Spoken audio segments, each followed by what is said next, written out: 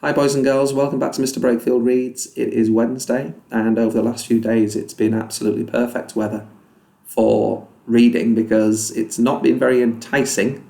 It means it's not made us want to go outside because it's been wet, it's been windy, it's been quite cold over the last few days as well actually at times.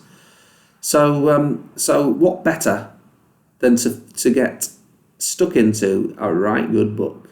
And that's one thing that I enjoy doing when I have the chance, when it's like this outside. Anyway, in the last chapter of Trouble Next Door by Chris Higgins, Magda came to Bella's bedroom to tidy up, to help sort out her books. Trouble is that Bella had already done that. She'd organised them all neatly, alphabetically, on the bookshelf, and Magda thought that was a boring idea and thought they should be organised in a different way. And now they are organising them in colours. And Magda's saying that she's going to help. But she doesn't have a very good track record of helping, does she? That means she hasn't been very helpful in the past. So, next chapter is Too Many Cooks. And there is the scene in Bella's room. Magda and Sid were really good at taking the books down from the shelves, but not so good at putting them back up again. The pile on the floor seemed to be growing. Colour coding turned out to be a much harder job than Bella thought it would be. Magda had quite different ideas from her about which book was what shade and kept swapping them round. After a while, Magda got bored and peered inside Bella's case. "Look at all your clothes! Would you like me to hang them up for you?" "Yes, please," said Bella gratefully. She picked up Bella's party dress. "This is nice. Can I try it on?" "Help yourself," said Bella. So Magda did. Then she dropped it on the floor and tried on Bella's new top and leggings. Then she tried on all the rest of her clothes as well and forgot all about hanging them up. "Shall we tidy up now?" said Bella worriedly, eyeing the messy bed, the piles of books, the mounds of clothes, the scattered jewellery, and the clumps of soil and plants.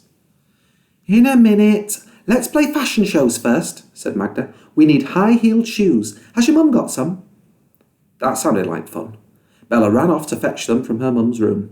Magda came too and helped herself to the highest pair she could find. Suddenly her eyes lit up. She'd spotted Mum's wedding dress hanging in the wardrobe. "I changed my mind. Let's play weddings instead. I'll be the bride." Magda was full of good ideas. All the same, Bella felt a bit nervous. I don't think Mum would like you wearing her wedding dress." "She won't know," said Magda. "We'll just have one game and then I'll put it back. Sid, you can be the bridegroom." Sid jumped up and down with excitement, but Bella still wasn't sure. "Tell you what," said Magda. "You be the bride and I'll be the vicar. Your mum won't mind you trying on her wedding dress. My mum says I can wear hers when I get married." "OK," said Bella happily. Magda was so kind. They dressed Sid up in a pair of Dad's trousers, but they fell down round his ankles, so instead he wore his favourite Superman pyjamas with a jacket of Dad's that came down to the floor. There he is, there's Sid.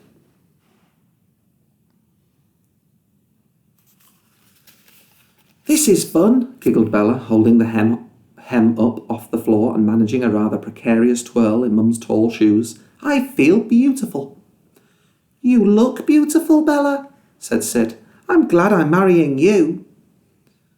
"Now we are ready to start. We will all sing together. Here comes the bride," instructed Magda in a vicar's voice. "It goes like this. Dee-dee-dee-dee, dee-dee-dee-dee. Oops, I nearly forgot." She clapped her hand to her mouth. "You need a bouquet." "Go and pick some flowers from my garden, Bella." Bella wobbled downstairs on her high heels, out of her garden and into Magda's. It was still raining and very muddy, but she managed to pick some nice flowers, even though she got a bit wet. "What on earth?" said Mum as she caught sight of a small, damp, wobbly bride disappearing back upstairs. She dashed up after her, just in time to see the bride trip head over heels across the pile of books and clothes on the floor of a very messy bedroom, and put her high, spiky heel through her beautiful but rather muddy wedding dress. There's Bella making her way up to the back upstairs, looking an absolute state, having been in the garden. "Bella!" roared Mum. In the doghouse. "You're in the doghouse, Bella," Dad whispered to her when he looked in on her mid-afternoon. He tiptoed in with his finger to his lips, handed her a rocket lolly from the freezer, and tiptoed back out again. She wasn't literally in the doghouse. That would mean she was in a kennel, though she might as well be. She was in her bedroom on her own, reflecting on her actions. Again, being in the doghouse meant she was in big trouble. She tried to explain to Mum that it wasn't her fault, it was an accident, but Mum wouldn't listen. "I'm very disappointed in you, Bella," she'd said. "You used to be such a good girl. Now go to your room and don't come down till I tell you." At tea time, Mum allowed Bella downstairs to eat fish and chips, her favourite, but she didn't enjoy them very much, not with the torn, muddy wedding dress hanging on the back of the door like a phantom bride, reminding her of her misdeeds.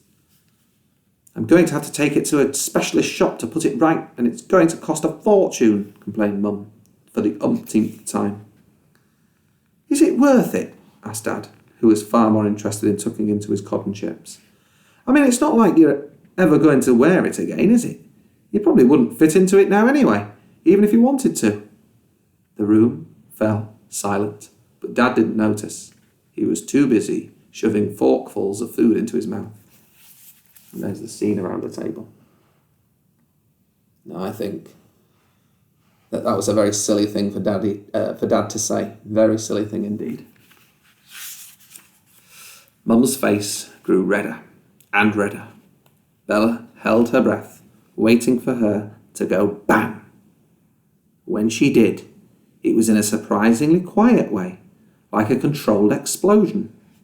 She pushed her plate away, stood up quietly, picked up Dad's dinner and chucked it in the bin, plate and all. Then she sat back down again at the table with her arms folded and her nose in the air. Dad looked really funny sitting there with his knife and fork in his hands and no dinner. He pretended to look for it under the table and under his chair, and Sid started laughing. Mum ignored him. Dad got up and looked for his dinner behind the curtain. Bella giggled. She couldn't help it. Then he looked behind the cushions. Mum took no notice, but Bella noticed her shoulders were shaking. Dad scratched his head, bent down with his hands on his knees and peered up the chimney. Sid and Bella yelped with laughter, but Mum bit her lip and kept her mouth straight. She couldn't stop her eyes from smiling, though. Finally, Dad got down on his tummy and crawled under the coffee table. He lay there with his head on his hands, blinking at them sadly. "What are you doing, Dad?" asked Bella. "Woof," he said.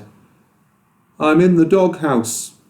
Everyone burst out laughing, even Mum. There is Dad. He's under the table. And he is in the doghouse. And in the doghouse, as it says in the book, in the doghouse means that you're in big trouble. And sometimes you might be sent to your room. Sometimes somebody might choose not to speak to you for a little bit. I'm sure Mum probably wouldn't be speaking to Dad for a little bit after his comments about that dress, that it's not very important and that she wouldn't fit into it anyway. What an awful thing to say. Not the best thing to say at all. But anyway, we'll get straight back into the book on Sunday. So I hope you'll tune in then.